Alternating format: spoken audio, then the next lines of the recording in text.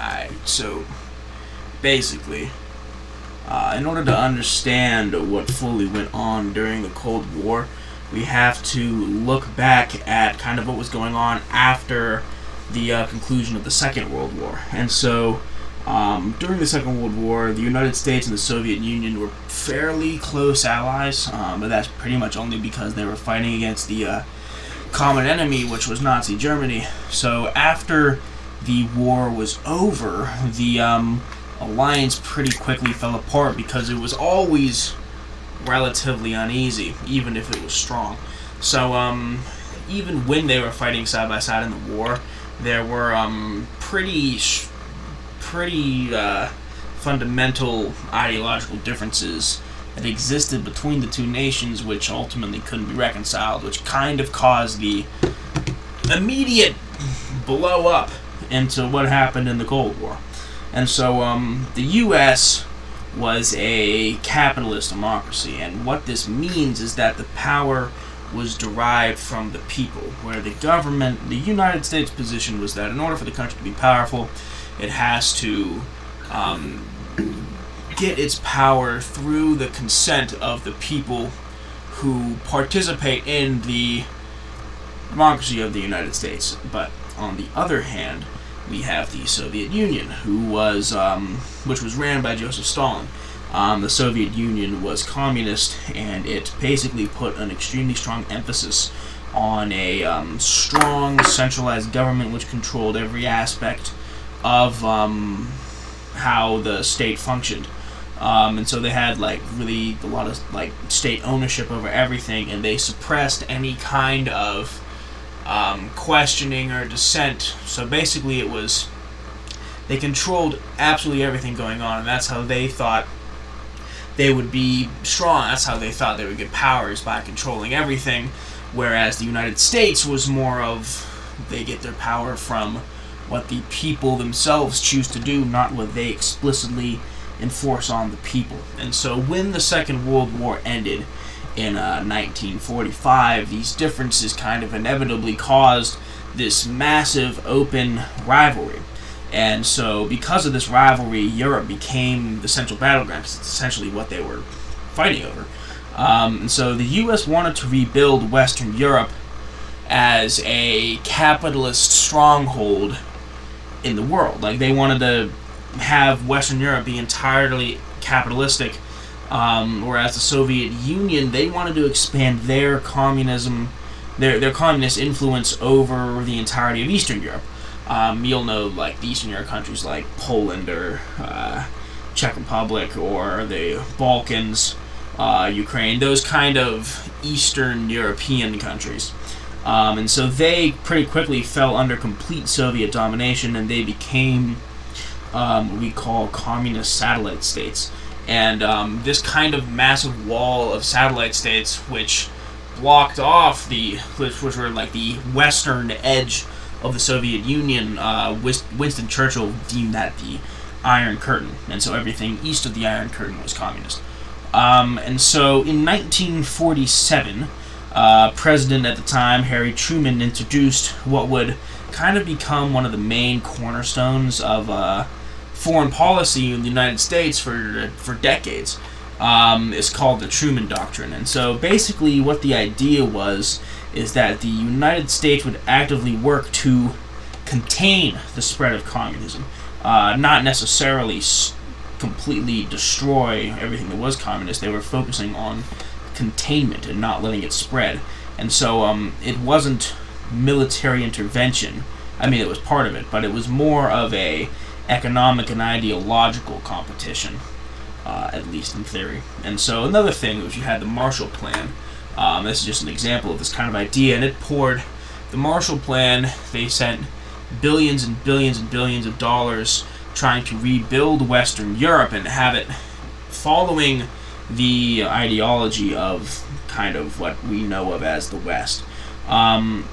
It wasn't purely altruistic, though, because and it was trying to make these nations strong enough to resist the impact of communism, which was just kind of knocking at the door.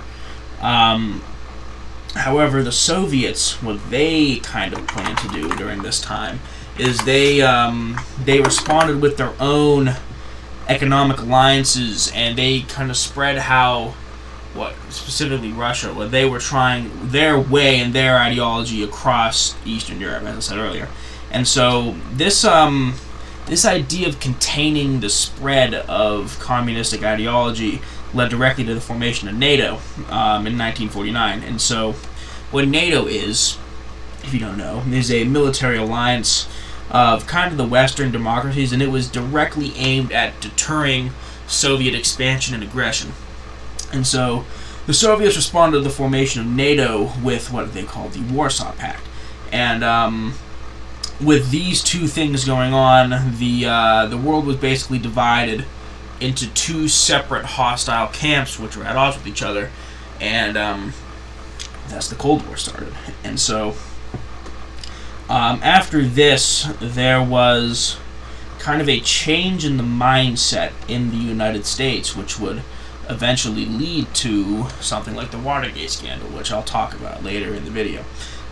So basically it was the Cold War, and the effects of the Cold War weren't purely international. The Cold War kind of seeped into all of the corners of the American life. And so in the 40s, and especially the 50s, fear of communist infiltration in the United States reached a high. It was a major problem.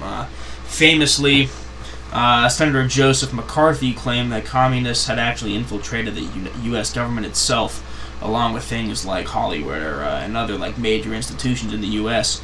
And so this period of kind of building up fear about the communists overseas was called the Red Scare, and it wasn't simply trying to root out the spies that were in the United States, though that was certainly a major and very real concern of actual spying or people in the United States flipping over and turning over information, but there was also an element of creating an atmosphere of suspicion and paranoia, and so putting it into instilling in the minds of Americans across the country that it is a very real thing and that they should be scared, which is, it's true. I mean, it was a communist threat. It was very real. Maybe not as real as it seemed, but it was real. And so Nixon, who is kind of like the star of all this, he got his political start in this kind of Red Scare environment. In 1948, I believe, he was a congressman, and he kind of made a name for himself by going after another guy named Alger Hiss. Hiss was a State Department official, and he was accused of being actually a Soviet spy working in the United States. And Nixon's prominence in the Hiss case kind of propelled him into the national spotlight and got him known by just about everybody, and he quickly gained a reputation in the government and among the American people as being a kind of staunch anti-communist crusader who, no matter what he would do, he would find the communists in the country and kind of fight against them. And so during the same time, we also saw the rise of the FBI and how J. Edgar Hoover, another guy, kind of turned it into this major dominant domestic surveillance tool, which could be used secretive but illegally, and also a lot of times illegally, to monitor and suppress threats of communism in the United States. And so this kind of whole culture of secrecy and mistrust and spying would infect, unfortunately, Nixon's presidency and contribute to kind of the Watergate scandal overall. So in the 60s, the Cold War was kind of at its height, and it wasn't just a war about pure military strength. It was also a war of who could implement their technology, their ideology, and their culture over kind of everybody else. And of course, the two main sides were the U.S. and the Soviet Union. And the Soviet Union, in this kind of technological battle, they struck first, successfully launching the satellite, the Sputnik. in 1957, and this launch of the Sputnik absolutely scared the ever-loving shit out of the United States, because if the Soviets could launch the Sputnik successfully, then what else could they possibly be doing? What else could they launch if they're already this far ahead? So basically, later the U.S., immediately the U.S. responded by having absolutely massive investment into science and technology, and this investment eventually culminated into the Apollo moon landing in 1969. And so we won the space race, which was a major victory in for the U.S. and a disappointment for the Soviets. And Nixon, who was president when the Americans landed on the moon, he gave a well-known, he called him from the Oval Office, and he kind of benefited from the glory of that achievement. But even as the U.S. celebrated the nice moon landing and how we had that victory and how we now kind of controlled space, a lot of people thought, the Cold War did expand and rage on in many other ways. And for example, an immediate product or kind of part of the Cold War was the Vietnam War, and it's crucial to understand how the Vietnam War shaped American politics, and it really can't be overstated just the impact that it had. And so what the Vietnam War originally kind of started off as was a small, war within Vietnam in the 50s, but in the 60s it escalated dramatically. It was extreme. And so the U.S. saw Vietnam as a critical battleground in the fight against the spread of communism. And the idea of this has been coined as kind of like the domino theory. And so what this is that if one country in Southeast Asia, like Vietnam, were to fall totally under the influence of communism, the rest of the region would follow them. And so Vietnam for the United States was, in theory, about stopping the spread of communism, and that's it.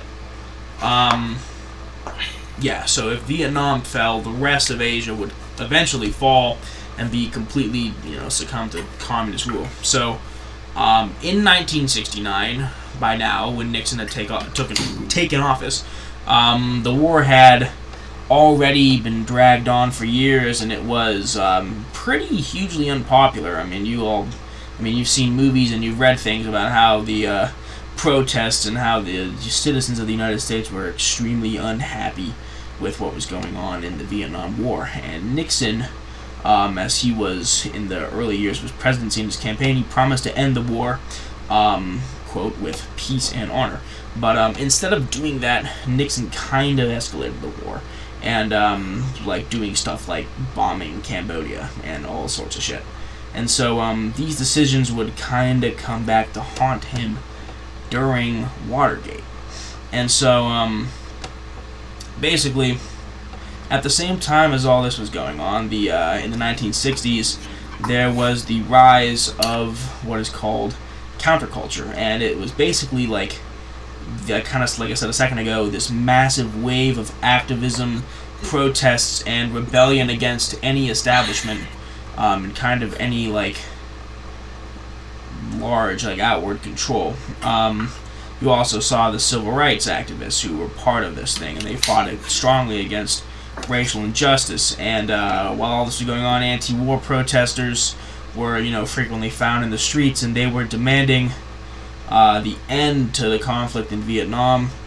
In addition to this, there was also the feminism was gaining some significant traction and momentum, and we also saw the rise of things like environmentalism. So we've got basically all sorts of different groups at the same time protesting for increased individual rights and less control, and also to get the troops out of Vietnam and stop the injustice that's going on overseas. And so for someone like Nixon, who placed an extremely strong, he strongly liked order and control, and he liked order and control kind of above everything else, this period kind of sucked. he was not a fan. It's kind of goes against what he believed. And so Nixon saw these like protests and the significant social changes not as a progressive thing, which were how it was seen by the eyes of many people. He saw it as chaos. And he's not, I mean, you can't blame him entirely. He's not entirely wrong. But he blamed an enormous amount of what he saw as chaos on his political enemies. And so basically, this is kind of the state of the American people which Nixon inherited when he became president.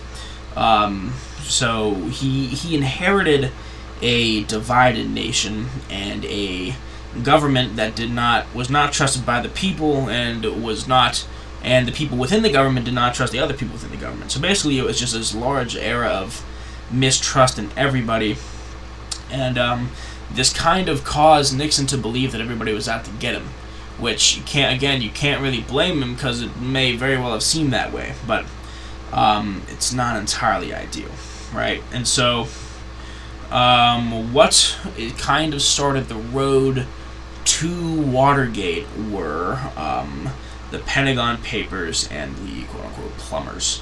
So in the early 70s, probably 71, but I might be wrong, the Pentagon Papers were leaked. And so this exposed decades of lies and secrets, especially about what was going on in Vietnam. And this event, as you can imagine, radicalized Nixon and his kind of inner circle of associates. And they believed that the Pentagon paper leaks were part of a broader conspiracy against the power of him and, by extension, the presidency. And so to combat this perceived threat of information exposure, Nixon created the plumbers.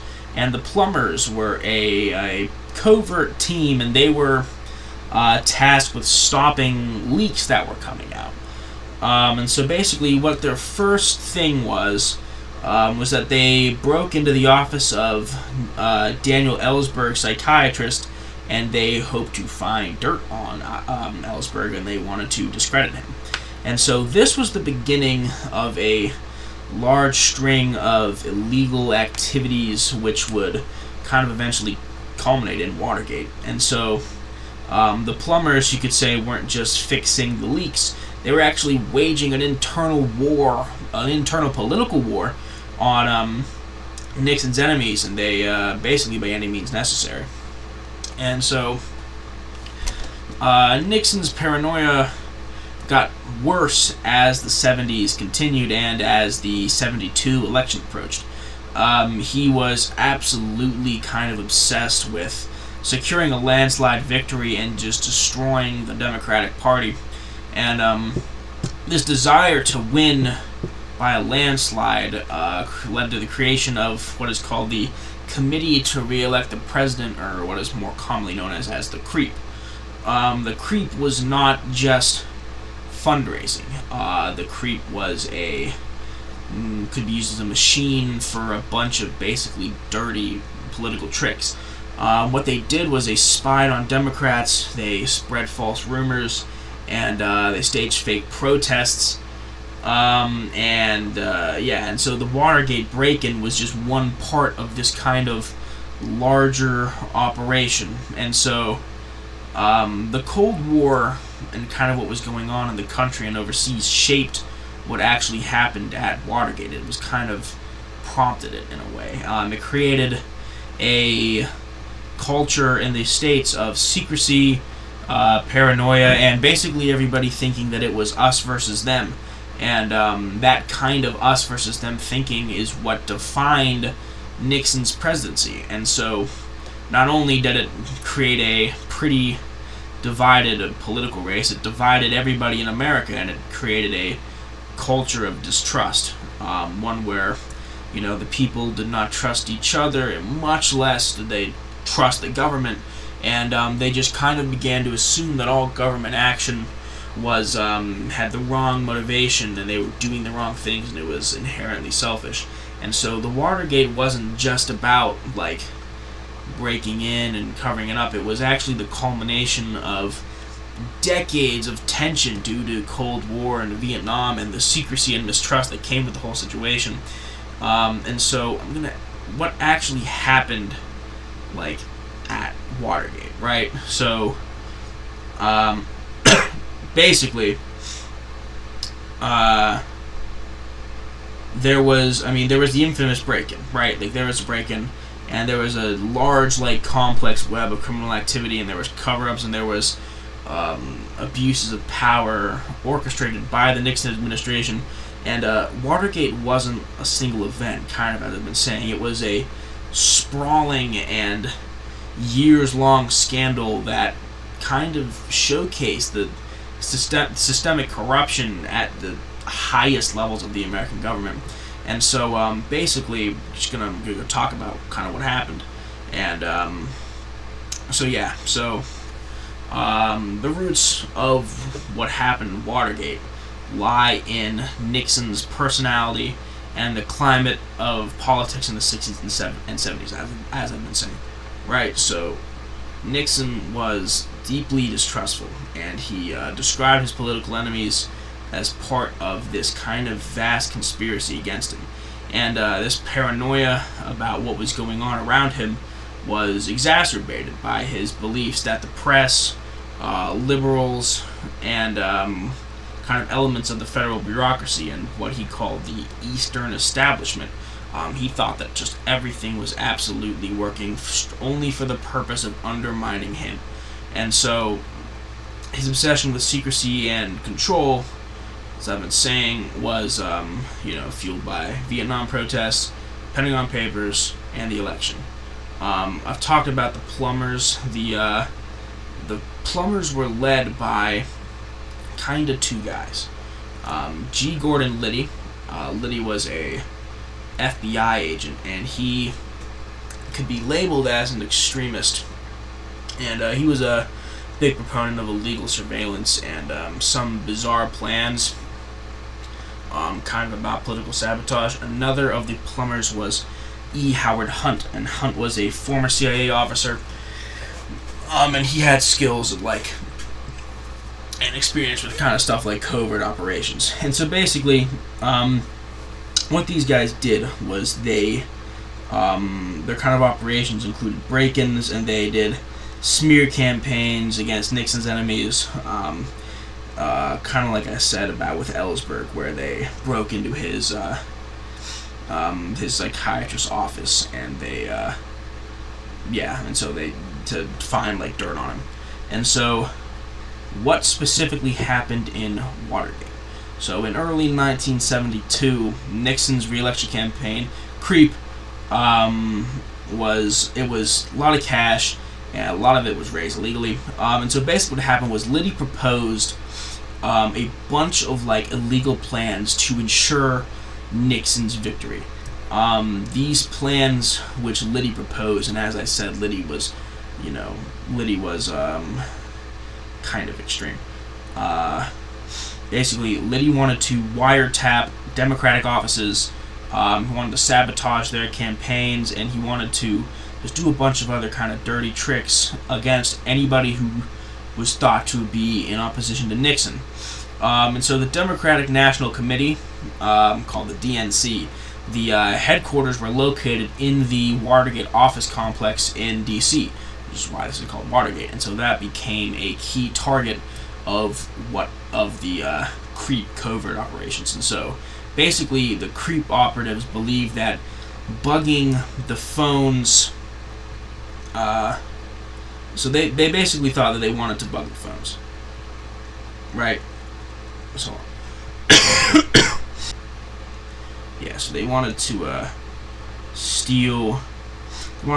bug the phones and steal documents from the DNC, and that would kind of provide, like, critical intelligence on the Democratic election strategy. And so on May 28th of 1972, the first break-in to the DNC occurred. The burglars, like, successfully entered the DNC offices, and they planted listening devices. And the issue is that some of the equipment didn't work properly, and the team decided that they needed a second break-in to fix the bugs and gather more information. And so, June 17th, 5 men who they attempted to re-enter the DNC offices to replace the faulty wiretaps. They were James McCord, who was a CIA agent and one of Creep's secretary coordinator. There was Bernard Barker, Virgilio Gonzalez, Eugenio Martinez, and Frank Sturgis. They were Cuban American, and they were recruited by Hunt and Liddy for this specific kind of operation. And so what happened was this plan of breaking in was unraveled when a security guard, Frank Willis, he noticed tape was covering the latches on some of the building's doors. And so when Willis noticed this tape on the office doors, he called the police, and what happened was the police came, and the burglars were arrested on site at Watergate. And so this kind of starts this big dramatic cover-up. And so what happened was the arrests sent these sent shockwaves through Nixon's inner circle. The connection specifically to Creep wasn't immediately apparent. Officials in the administration kind of quickly contained the situation, and so Nixon and his people, they decided to completely cover up the White House involvement in this at all costs. So no matter what was going on, Nixon planned to keep the White House entirely out of everything. And so using funds gathered from Creep, the Nixon administration funneled a bunch of hush money to the burglars, and basically they just bought their silence. And this specific thing was kind of orchestrated by guys named John Mitchell and John Dean. And so Mitchell was Nixon's attorney general, and Dean was a White House counsel, and he kind of became later one of the key whistleblowers. And so Nixon directed kind of his whole staff to pressure the FBI to limit its investigation of the break-in of Watergate. He also accused the CIA, he used the CIA to try to block the FBI's access to finding key evidence on the case. And he claimed that the use of the CIA was justified because it was a matter of national security. And so this specific obstruction is later gonna form one of the core articles of Nixon's impeachment. And so in the next 2 years, in 72 and 73, there was kind of an unfolding of everything that was going on. And so the break-in initially attracted not a huge amount of attention. There were some Washington Post reporters who began kind of uncovering the story of corruption and illegal activity. There was also a confidential source known as the Deep Throat, which was later revealed to be Mark Felt, associate director of the FBI. But and the journalists kind of connected to the burglars, Creep in the White House. So they connected Creep's involvement with the White House and how they were all involved in the Watergate scandal. And so, despite this kind of brewing scandal, Nixon actually did win pretty comfortably in 1972 in November, and he defeated the George McGovern, I believe it was, running for the Democrats. And this victory kind of emboldened Nixon and his crew. But this victory also kind of set the stage for their downfall, as evidence of their cover-up kind of began to surface in the media. And so in the early year following his election, so in 1973, the Senate launched a special investigative committee for Watergate. And The hearings were chaired by Senator Sam Ervin, and they were broadcasted on TV, and so basically it was kind of broadcast to millions of Americans. And so there were the key witnesses who included John Dean, and it testified. So like they testified about how the administration was involved in actually breaking in and then covering up what had happened at Watergate. And so Dean's testimony specifically was one of the more damning ones for Nixon. It was, it provided a lot of information, which eventually ended up him being impeached. But so Dean basically described Nixon's role in orchestrating the cover-up, and he famously stated, "There's a cancer on the presidency." So that came from Dean. And so what was kind of the smoking gun in the whole thing were the White House tapes. And so this big moment came from a guy named Alexander Butterfield. He was a former White House aide, and he revealed that Nixon had installed a secret recording system actually in the Oval Office. And these tapes, they contained a kind of a large amount of Nixon's conversations, and these tapes could potentially prove his involvement. And so what is commonly kind of known as the Saturday Night Massacre, this occurred in October, I believe, of 1973. And so what this was Special Prosecutor Cox, I think it was, subpoenaed these tapes, and Nixon just refused to comply, like he wasn't having any of it. And so this led to what I just said is called the Saturday Night Massacre. So Nixon ordered Cox to be fired. And so Attorney General Elliot Richardson and Deputy Attorney General William Ruckelshaus, they resigned in protest to the firing of Cox. And so they resigned before the Solicitor General, and so the Solicitor General finally carried out his orders. And this kind of was one of the more blatant abuses of power, which further kind of eroded Nixon's dwindling support in Congress, and it kind of damaged also his appeal to the public. And so after months and months of substantial legal battles, the Supreme Court ruled in U.S. v. Nixon that Nixon must release the tapes. And so these tapes contained basically irrefutable evidence that Nixon had personally ordered the cover-up just a few days after the break-in actually occurred. And so in response, the House Judiciary Committee approved 3 articles of impeachment. The first, obstruction of justice; the second, abuse of power; and the third, contempt of Congress. And so basically, Nixon, he's not an idiot. He knew that he was facing removal from the office. And so on August 8th of 74, Nixon, he formally resigned, and VP Gerald Ford assumed presidency immediately.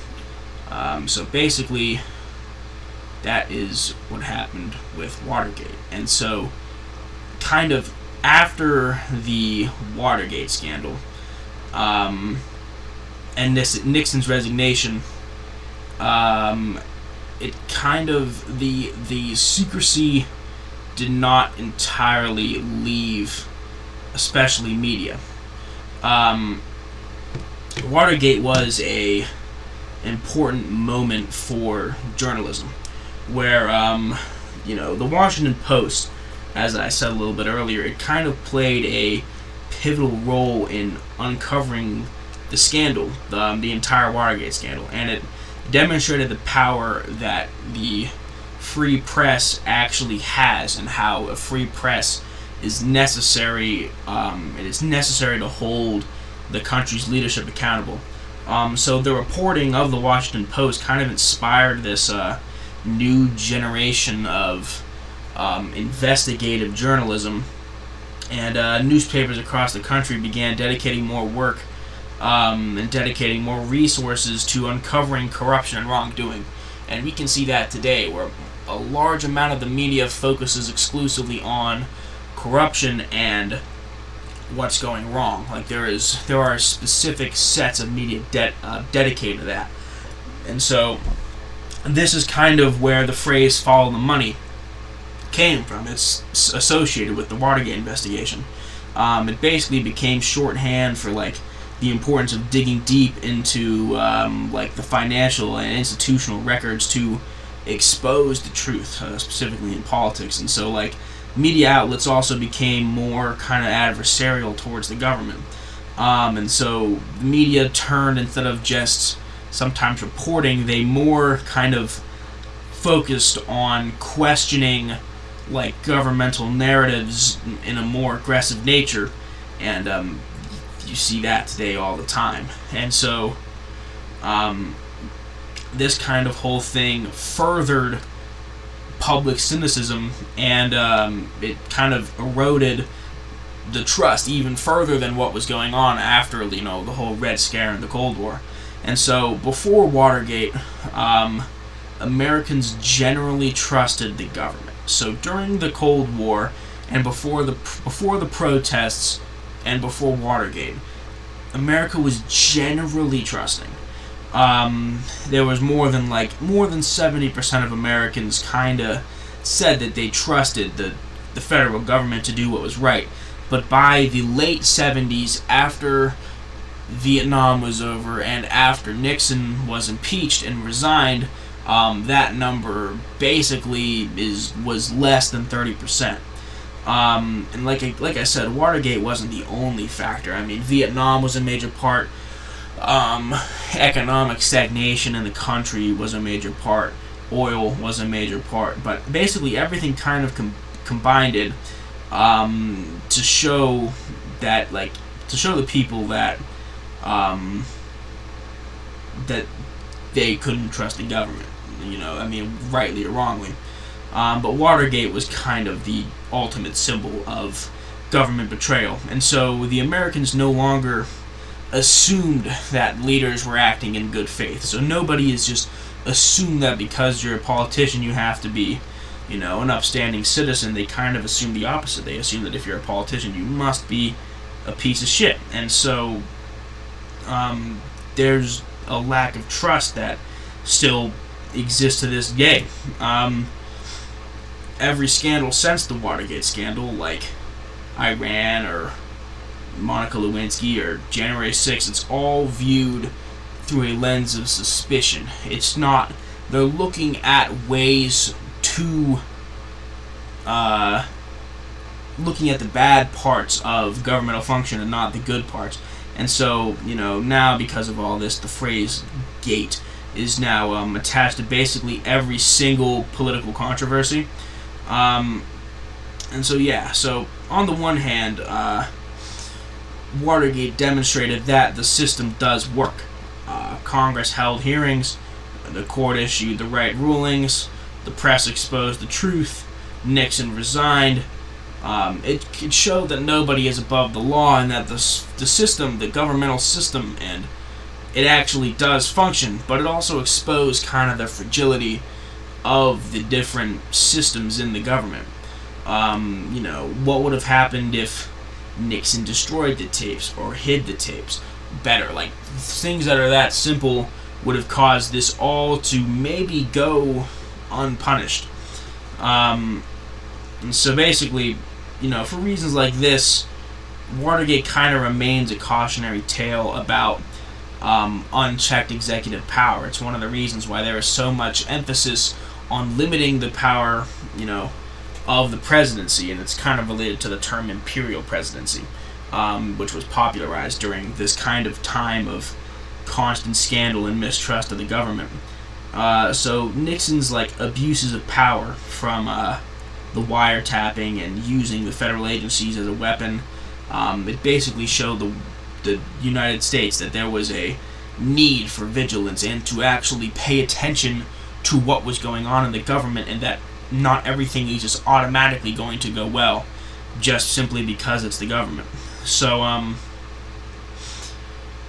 it's a reminder of the fragility of democracy, and it's a reminder of how, in order for democracy to function properly, all the parts must be working together. If any of the parts fall apart, corruption and mistrust will immediately follow, and basically it's just a shit show for everybody. So yeah.